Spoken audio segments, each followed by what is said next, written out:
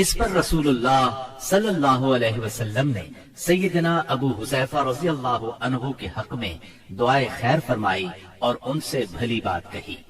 آخرکار اسلام نے کفر پر فتح پائی۔ اس غزوہ بدر میں قریش کا سردار ابو جہل بھی مارا گیا۔ یہ وہی ابو جہل تھا جس نے نبی کریم صلی اللہ علیہ وسلم اور مسلمانوں پر ظلم و ستم کے پہاڑ توڑے تھے۔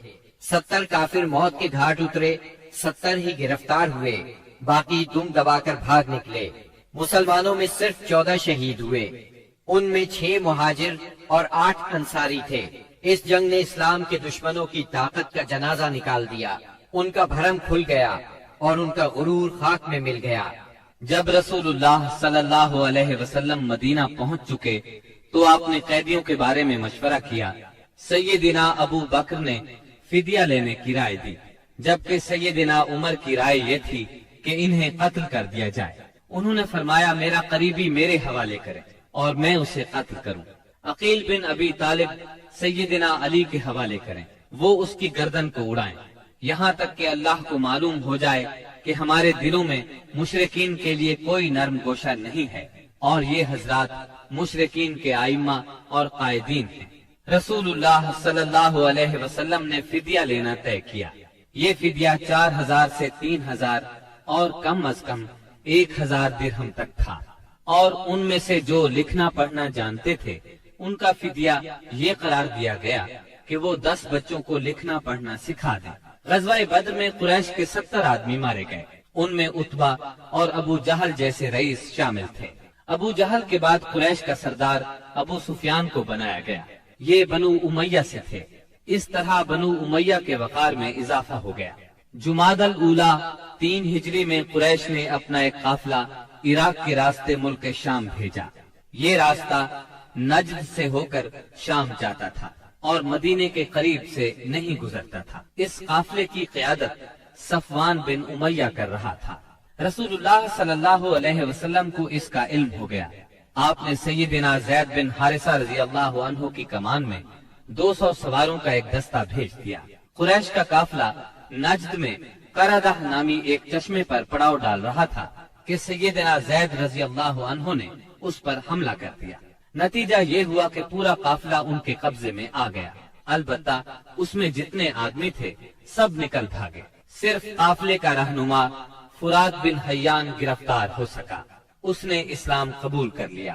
مال غنیمت کی مقدار 1,00,000 درہم تھی، اور غزوہ بدر کے بعد قریش کے لیے یہ سب سے زیادہ تکلیف دہ مار تھی۔ غزوہ بدر کے بعد غزوات کے سلسلے میں تیزی آ گئی۔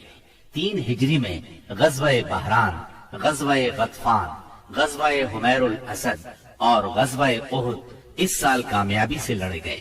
البتہ غزوہ احد واحد غزوہ ہے جس میں مسلمانوں کو بہت تکلیف دہ صورتحال کا سامنا کرنا پڑا۔ اپنی ایک غلطی کی وجہ سے وقتی طور پر شکست کا منہ دیکھنا پڑا۔ بدر میں ذلت آمیز شکست اور قریش کے بڑے بڑے سرداروں کے قتل کے بعد مکہ معظمہ کے ہر گھر میں بحران مچ گیا۔ اب قریش کے سردار ابو سفیان تھے، ان کی یہ ذمہ داری تھی کہ وہ غزوہ بدر کے مقتولین کا انتقام لیں۔ چنانچہ مشرکین نے بدر سے واپسی پر منت مانی کہ وہ جب تک مسلمانوں سے بدر کا انتقام نہیں لیں گے غسل جنابت نہیں کریں گے۔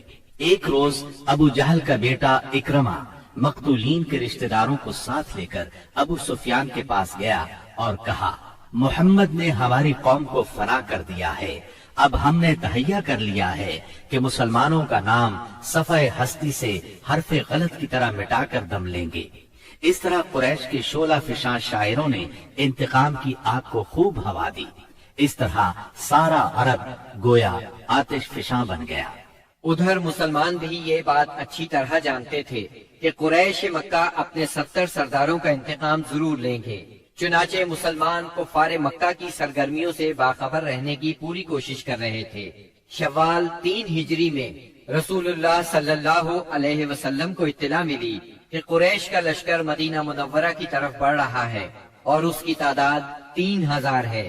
اس پر آپ نے صحابہ کرام رضی اللہ عنہم سے مشورہ کیا۔ اکثر مہاجرین اور تجربہ کار صحابہ نے مشورہ دیا کہ خواتین کو ایک محلے میں جمع کر دیا جائے اور شہر کے اندر رہ کر مقابلہ کیا جائے۔ عبداللہ بن ابی منافق نے بھی یہی رائے دی، لیکن نوجوان صحابہ کے ایک گروہ نے اس بات پر اصرار کیا کہ شہر سے نکل کر دشمن کا مقابلہ کیا جائے۔ دراصل یہ نوجوان صحابہ کم عمر ہونے کی وجہ سے غزوہ بدر میں شرکت نہیں کر سکے تھے، اس لیے ان پر جوش طاری تھا۔ نبی اکرم صلی اللہ علیہ وسلم گھر تشریف لائے اور زرہ پہن کر باہر تشریف لے گئے۔ اب لوگوں کو ندامت محسوس ہوئی کہ کیوں شہر سے باہر جا کر لڑنے کا مشورہ دیا۔ چنانچہ انہوں نے کہا، اگر آپ پسند فرمائیں تو شہر میں رہ کر دشمن سے مقابلہ کیا جائے۔ جواب میں آپ نے فرمایا، رسول کو زیبا نہیں کہ ہتھیار پہن کر بغیر قتال کے اتار دے۔ چنانچہ آپ 1000 کا لشکر لے کر مدینہ منورہ سے نکلے۔ اس کے بعد نبی صلی اللہ علیہ وسلم نے لشکر کو 3 حصوں میں تقسیم کیا۔ مہاجرین کا دستہ، اس کا پرچم سیدنا مصعب بن عمیر رضی اللہ عنہ کو عطا کیا۔ قبیلہ اوس کا دستہ، اس کا علم اسید بن حذیر رضی اللہ عنہ کو عطا فرمایا۔ تیسرا قبیلہ خزرج کا دستہ، اس کا علم حباب بن منذر رضی اللہ عنہ کو عطا فرمایا۔ پورا لشکر 1000 مردان جنگی پر مشتمل تھا، جن میں 100 زرہ پوش اور 50 شاہ سوار تھے۔ سیدنا ابن ام مکتوم رضی اللہ عنہ کو اس کام پر مقرر فرمایا کہ وہ مدینے کے اندر رہ جانے والے لوگوں کو نماز پڑھائیں گے۔ اس کے بعد کوچ کا اعلان فرمایا اور لشکر نے شمال کا رخ کیا۔ سیدنا سعد بن معاذ اور سعد بن عبادہ رضی اللہ عنہما زرہ پہنے نبی صلی اللہ علیہ وسلم کے آگے آگے چل رہے تھے۔ رات احد اور مدینے کے درمیان بسر کی۔ طلوع فجر سے کچھ پہلے آپ پھر چل پڑے اور مقام شوق پہنچ کر نماز فجر ادا کی۔ اسی جگہ سے عبداللہ بن ابی منافق اپنے 300 ساتھیوں کے ساتھ الگ ہو گیا۔ اس نے یہ کہتے ہوئے مدینہ منورہ کا رخ کیا، آپ نے ہماری رائے کو کوئی اہمیت نہیں دی، اس لیے ہم واپس جاتے ہیں۔ اس بغاوت اور واپسی کے بعد رسول اللہ صلی اللہ علیہ وسلم نے باقی ماندہ لشکر کو لے کر، جس کی تعداد 700 تھی، دشمن کی طرف قدم بڑھایا۔ دشمن کا پڑاؤ آپ کے اور احد کے درمیان کئی سمت سے حائل تھا، اس لیے آپ نے دریافت کیا کہ کوئی آدمی ہے جو ہمیں دشمن کے پاس سے گزرے بغیر کسی قریبی راستے سے لے چلے۔ اس کے جواب میں ابو خیثمہ رضی اللہ عنہ نے عرض کیا، یا رسول اللہ، میں اس خدمت کے لیے حاضر ہوں۔ پھر انہوں نے ایک مختصر راستہ اختیار کیا۔ وہاں پہنچ کر نبی کریم صلی اللہ علیہ وسلم نے آگے بڑھ کر وادی کے آخری سرے پر واقع احد پہاڑ کی گھاٹی میں نزول فرمایا اور وہیں اپنے لشکر کا کیمپ لگوایا۔ سامنے مدینہ تھا اور پیچھے احد کا پہاڑ۔ اس طرح دشمن کا لشکر مسلمانوں اور مدینے کے درمیان حد فاصل بن گیا۔ یہاں پہنچ کر رسول اللہ صلی اللہ علیہ وسلم نے لشکر کی ترتیب و تنظیم قائم کی اور جنگی نقطۂ نظر سے اسے کئی صفوں میں تقسیم فرمایا۔